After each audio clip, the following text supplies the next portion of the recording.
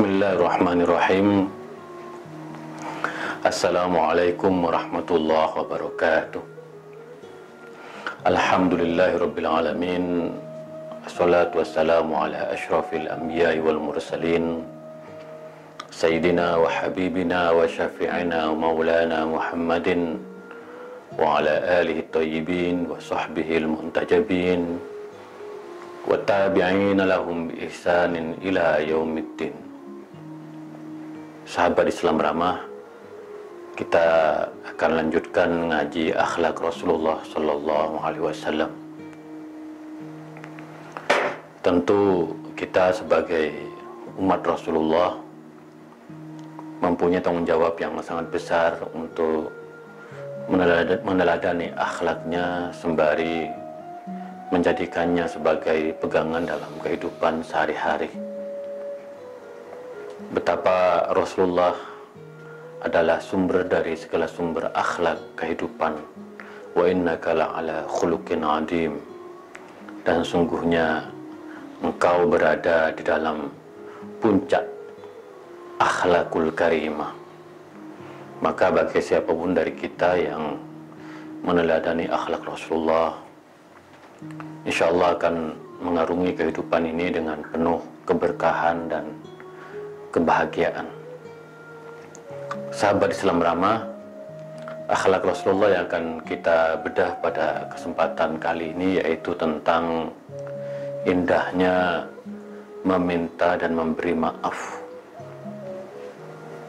Bagaimanapun kita adalah makhluk Allah yang tidak pernah lepas dari kesalahan dan kealpaan. Innal insana mahallul khata' wan nisyan. Bahwa manusia adalah tempat kealpaan dan kesalahan. Bahkan Rasulullah sudah mengingatkan kepada kita semua, kullu bani adam khata'un wa khairul khata'ina tawwabun. Kita semua keturunan Nabi Adam. Apapun agama, apapun keyakinan, apapun warna kulit, suku, dan bangsanya, kita sungguhnya adalah manusia yang tidak pernah luput dari kesalahan, baik kesalahan yang disengaja maupun kesalahan yang tidak disengaja. Maka kata Rasulullah, sebaik-baik orang yang bersalah sungguhnya orang yang bertaubat, mengakui kesalahannya. Maka disinilah kemudian diperlukan sebuah akhlak yang harus kita jadikan pedoman hidup, bahwa kalau kita bersalah, melakukan kesalahan terhadap orang lain, baik itu disengaja maupun tidak disengaja, hendaknya kita meminta maaf. Karena meminta maaf itu merupakan mahwuz dzambi, akan menghapus dosa-dosa kita sebelum nantinya dosa-dosa kita dipertanggungjawabkan kepada ilahi Rabbi. Maka permintaan maaf itu merupakan sebuah ketulusan dari kita untuk terus mengoreksi, memperbaiki diri, dan menjadikan hidup kita lebih baik. Jadi meminta maaf adalah jalan untuk menghapus dosa kita.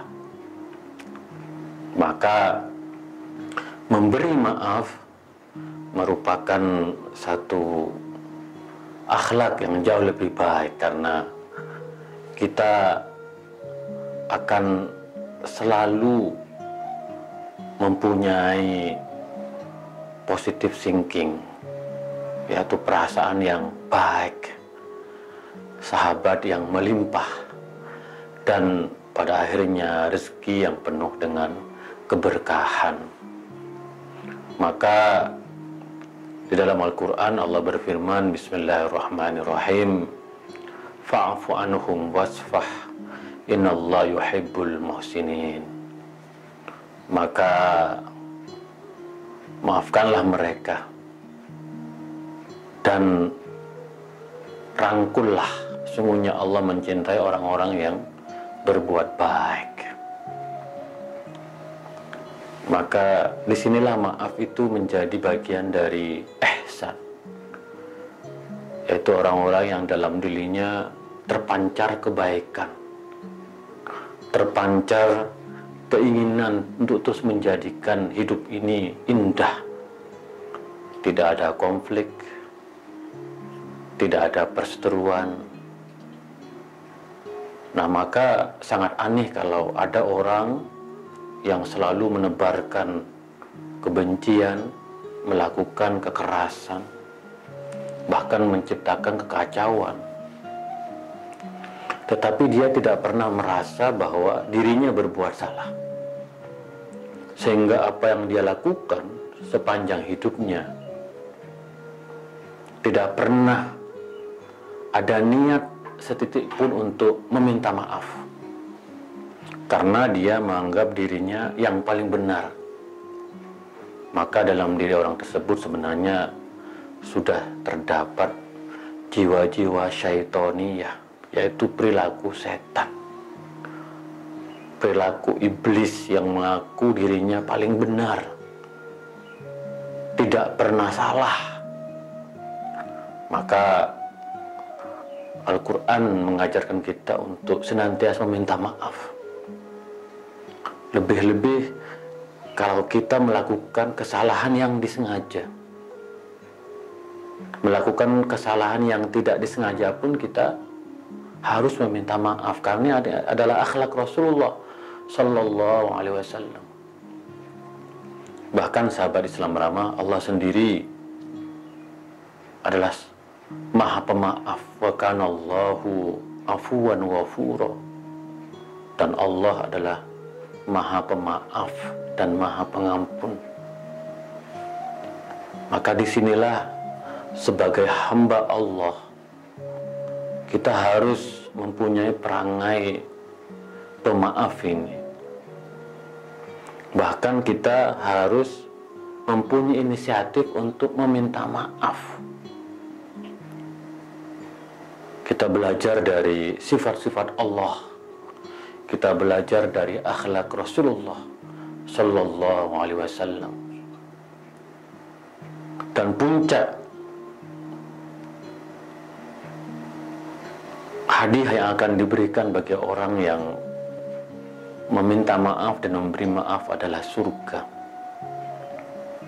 Karena nanti di surga kita tidak akan lagi menemukan kebencian, kekerasan. Yang akan kita temukan adalah kebahagiaan, kenyamanan, ketentraman, ketenangan, canda, hati yang lapang. Maka di dalam Al-Quran kita dianjurkan wasari'u ila maghfiratin min rabbikum wa jannatin arduhas samawati wal ard wa iddatil muttaqin. Hendaklah kalian mempercepat pengampunan, permohonan, karena akan dibentangkan yaitu surga yang sangat luas, seluas langit dan bumi yang dipersiapkan bagi orang-orang yang bertakwa. Siapakah yang dikategorikan sebagai orang yang bertakwa? Yaitu alladzina yunfiquna fis sarra wad dharra, yang suka bersedekah, suka memberikan infak. Wal kadhiminal ghaidz, orang yang bisa menahan amarah dalam dirinya. Wal 'afina 'anil nas, dan orang yang suka meminta maaf, memberi maaf kepada orang lain. Wallahu yuhibbul muhsinin. Sekali lagi, ini adalah bentuk ihsan, kebaikan yang harus kita selalu sebarluaskan dalam pergaulan hidup kita sehari-hari. Sehingga sekali lagi, dengan budaya kita meminta maaf dan memberi maaf ini akan menciptakan kedamaian, akan menciptakan ketentraman, toleransi di tengah-tengah masyarakat kita.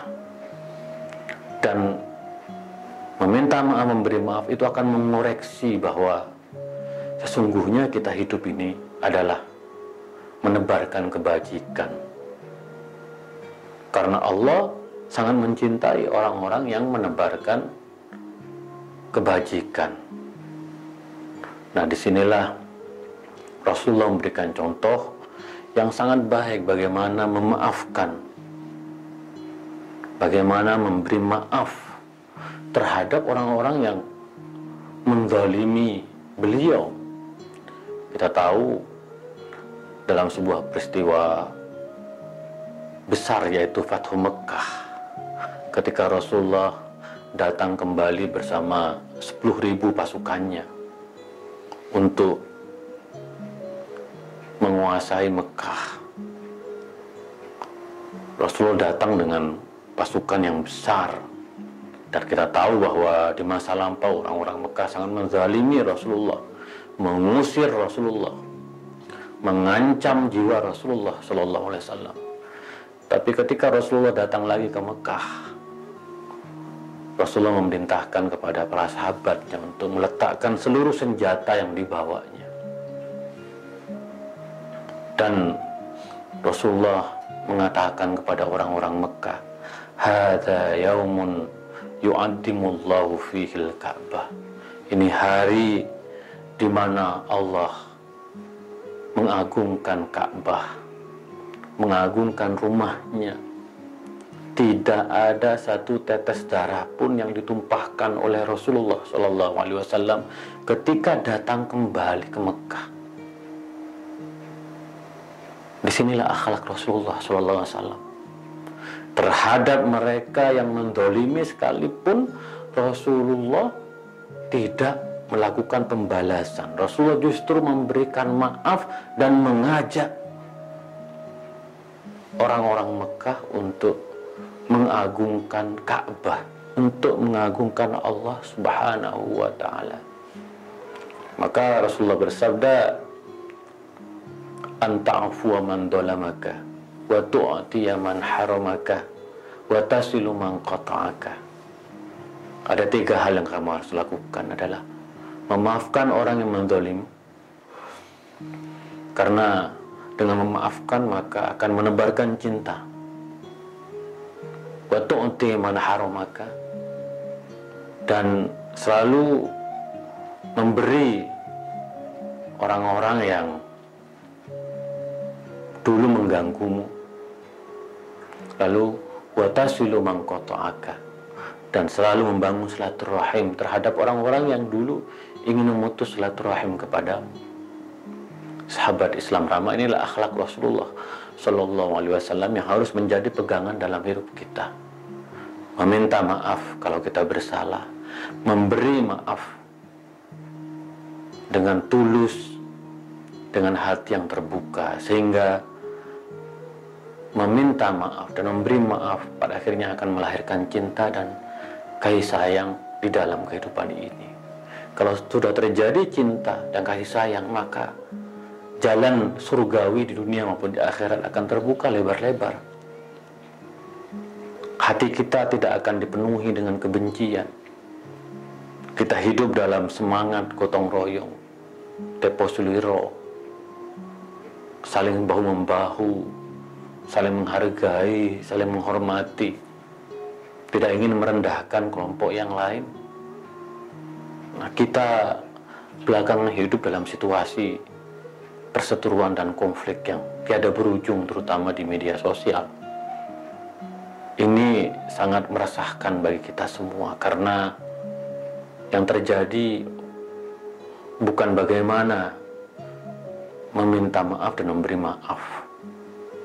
Kita lihat puasa berlalu, lebaran berlalu, kita bermaaf-maafan dalam suasana Idul Fitri, tetapi setelah itu kita terjerambab kembali dalam kubangan perseteruan dan konflik yang menyebabkan hati kita sangat jauh, pikiran kita dipenuhi dengan kebencian. Maka sebagaimana pesan Allah, khudil afwa wa'mur bil urfi wa'rid 'anil jahilin. berikanlah maaf, ajaklah kepada kebajikan dan jauhi kemungkaran. Dan ketika ada orang-orang yang bodoh yang selalu mengganggu kita dengan ujaran dan tulisan-tulisan di media sosial yang mengganggu pikiran dan hati kita, maka abaikanlah. Wa'arid anil jahilin. Kita yang harus lebih membuka hati, berpikiran jernih, menebarkan kebaikan. Nah, sahabat Islam ramah, di saat ini kita membutuhkan akhlak Rasulullah SAW menjadi pegangan kita dalam kehidupan sehari-hari. Kita menghendaki dunia yang damai, dunia yang penuh toleransi, dunia yang penuh senyuman. Itulah kira-kira ngaji akhlak Rasulullah SAW. Kurang lebihnya mohon maaf. Wa ma taufiqi illa billah, alaihi tawakkaltu wa ilaihi unib. Wa akhiru da'wana alhamdulillahi rabbil alamin. Wallahul muwaffiq ila aqwamit thoriq. Assalamualaikum warahmatullahi wabarakatuh.